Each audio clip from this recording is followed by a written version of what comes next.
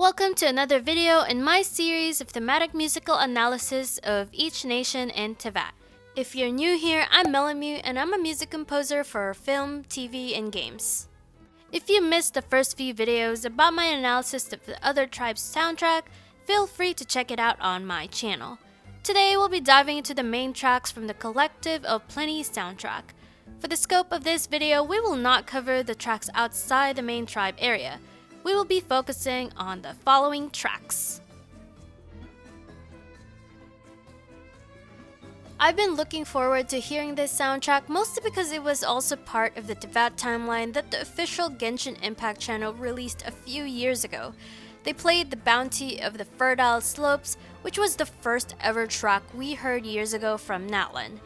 Today, we'll be discussing three main elements that make up the fiery soundtrack of the Collective of Plenty: fused Spanish or Latin genres, instrumentation, and styles and techniques.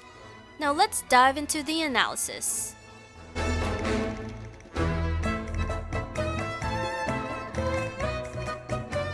To start off, I wanted to talk about the distinct qualities of the Collective of Plenty tribe and how it relates to the soundtrack.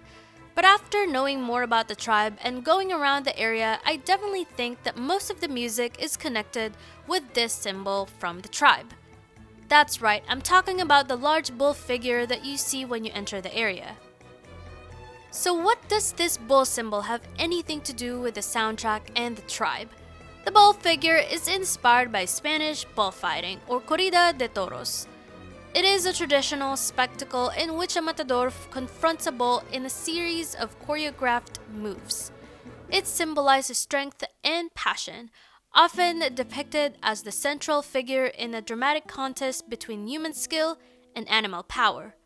When it comes to the music, it is only natural that we hear Spanish music being used in bullfighting, as this works hand in hand with the choreographed movements of the matador. The musical genre primarily associated with Spanish bullfighting is called paso doble, literally meaning double step. Traditional paso doble music often features brass and percussion instruments, creating a bold and resonant sound.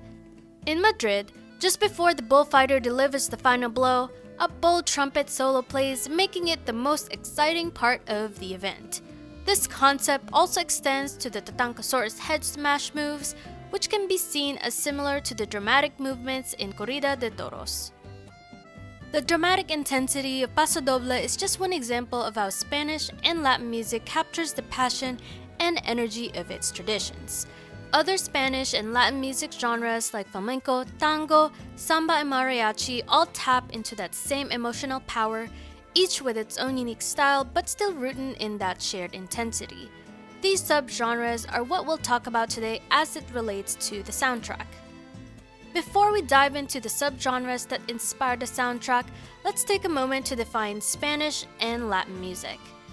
Spanish music and Latin music are broad terms. They overlap in some ways, but for the sake of this video, I wanted to define them real quick. Spanish music specifically refers to the musical traditions of Spain, while Latin music refers to the music from Latin America and Hispanic communities in the US, which spans a vast region including Mexico, Central and South America, and the Caribbean. It's an umbrella term for many genres and styles that come from Spanish and Portuguese-speaking countries. Now let's talk about the fusion of subgenres from these influences. In contrast to the Children of Echoes, whose fusion draws from a variety of genres like hip-hop, reggae, and electronic music from different regions, the Collective of Plenty places a strong emphasis on Spanish and Latin music. This is because this type of music is created with rhythm and movement in mind, making it ideal for dance, and it perfectly complements the tribe's workout culture, which thrives on strength and motion. Let's take a moment to define the genres that inspired this soundtrack. First, we have flamenco, which originated from Andalusia, Spain. Flamenco is a passionate and expressive music and dance style that blends guitar, singing, clapping, and rhythmic footwork to convey deep emotional intensity. Tracks inspired by this genre include Bounty of the Fertile Slopes and Strength in Motion.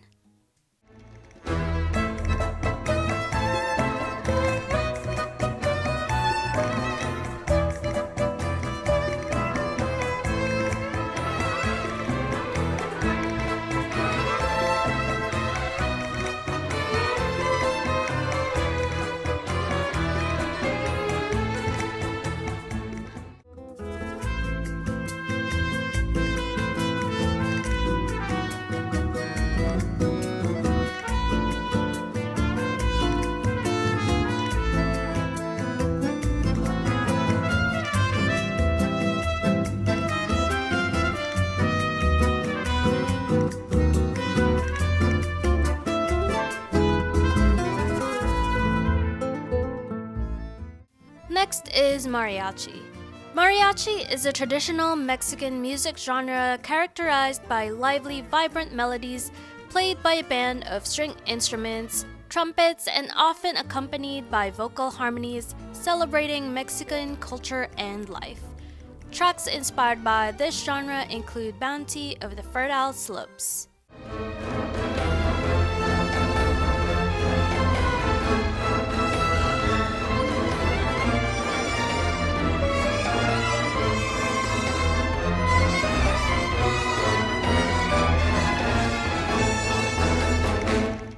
Next is tango.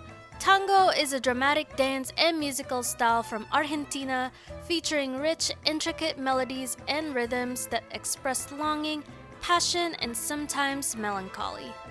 Tracks inspired by this genre include the brisk of morning air and strength in motion.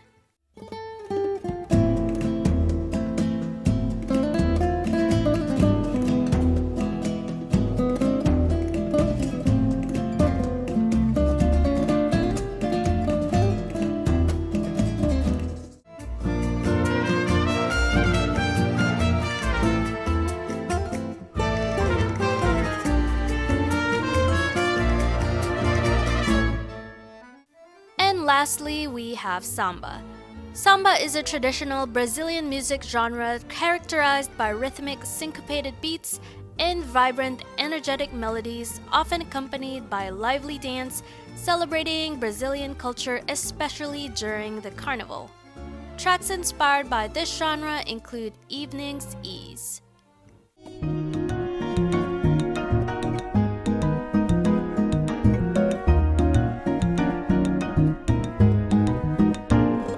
Now let's talk about instrumentation. Since most of the instrumentation in this soundtrack is quite common and you might already be familiar with them, we'll add on the specific styles or ways of performing on some of the instruments that encapsulate Spanish and Latin music after laying out the instruments. First is we have castanets. Castanets are small handheld percussion instruments that produce a clicking sound when shaken or snapped together.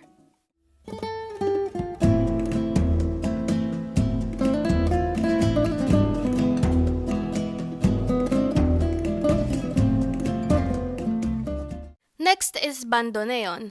Bandoneon is a type of accordion used specifically for Argentina tango.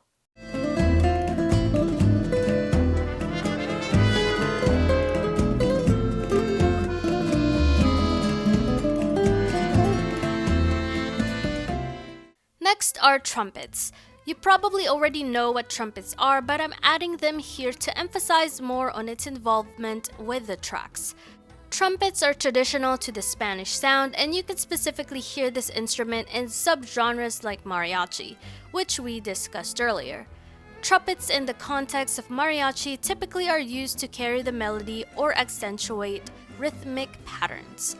They also quote-unquote echo, or what we call and response to melodies like this track.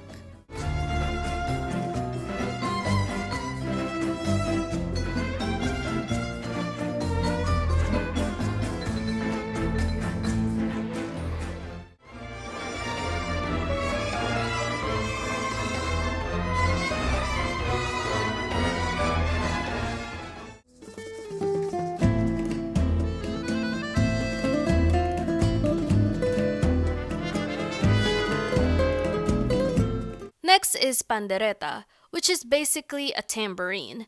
Pandereta is a handheld percussion instrument with metal jingles often used in various folk and popular music genres.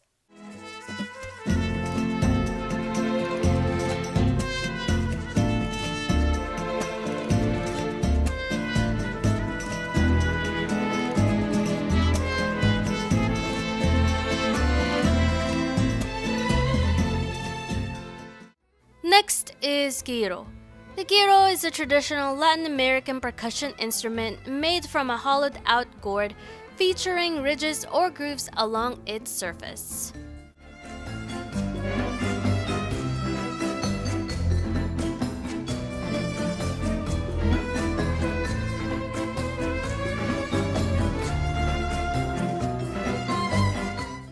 And lastly, we have guitarron. The guitarron is a large, deep-bodied guitar with a rich, resonant sound often used in mariachi and regional Mexican music. It plays the low-end harmonies and provides the bass line for the ensemble.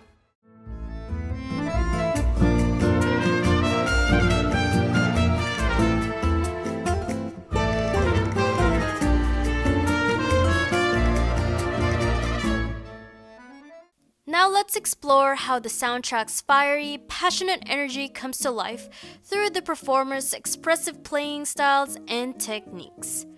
One of the driving forces behind this emotional depth is the way the music emphasizes powerful rhythmic accents, particularly on the guitar and percussion, with rapid strumming and sharp staccato or short note accents that evoke the fiery spirit of Spanish dance and tradition. Certain guitar techniques like the rasgueado, acompañamiento, apoyando, and more contribute to the percussive sound.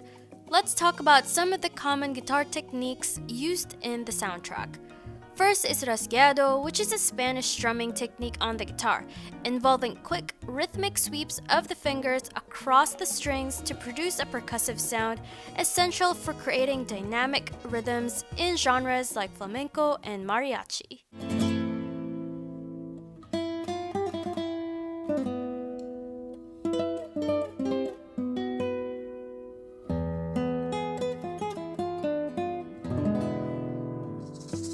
Second is acompañamiento. In tango, acompañamiento refers to the guitar's role as the rhythmic and harmonic foundation for the ensemble, providing steady chord progressions and rhythmic support for the dance. This technique can include downward strumming on every downbeat, often played staccato or short notes with a controlled, clean feel.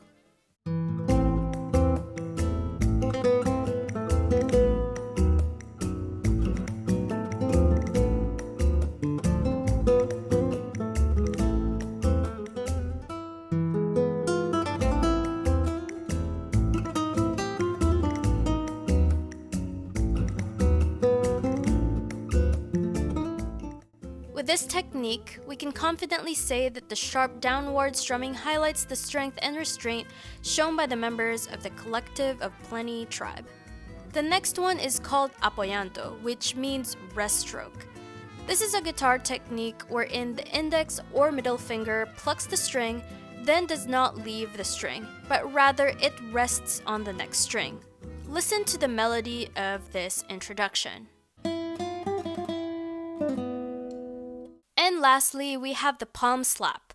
A palm slap on the guitar involves striking the strings with the heel of the palm to create a sharp, percussive sound. Listen to the guitar in the background of this track.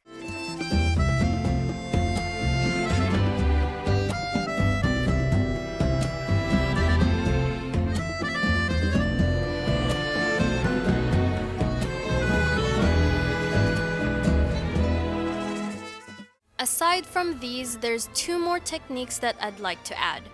First is portamento, and the second is embellishments. Portamento is when a note on the violin or other string instruments smoothly slide into another note. It's like a gentle musical slide. An example would be the string slides you hear in the Bounty of Fertile Slopes.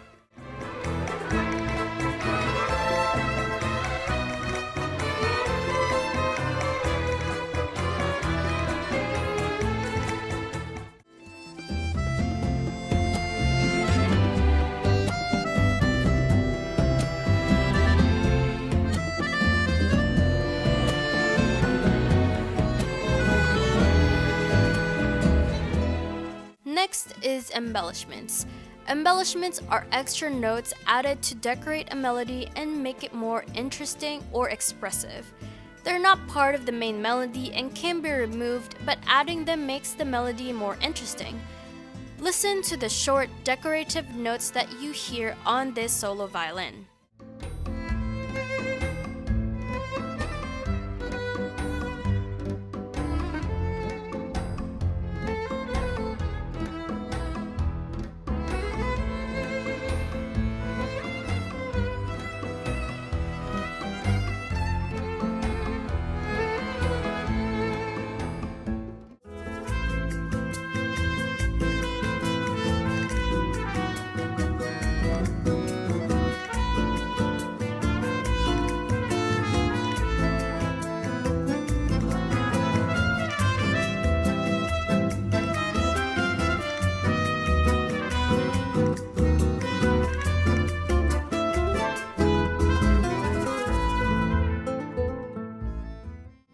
All in all, this tribe soundtrack is a beautiful blend of Spanish and Latin instrumentation, rhythmic-driven elements, and expressive playing techniques that make up the identity of the tribe. The Collective of Plenty certainly is one of the tracks that I enjoy listening to aside from the Masters of the Night Wind and People of the Springs. Now that we have heard all of the tribe soundtracks, how would you rank them? Let me know in the comments with 1 as your top tribe soundtrack and 5 as your least favorite. If you would like more music analysis content or a music composer's perspective or reaction on your favorite Hoyoverse tracks, feel free to subscribe to my channel and I'll see you in the next video. Thank you for watching.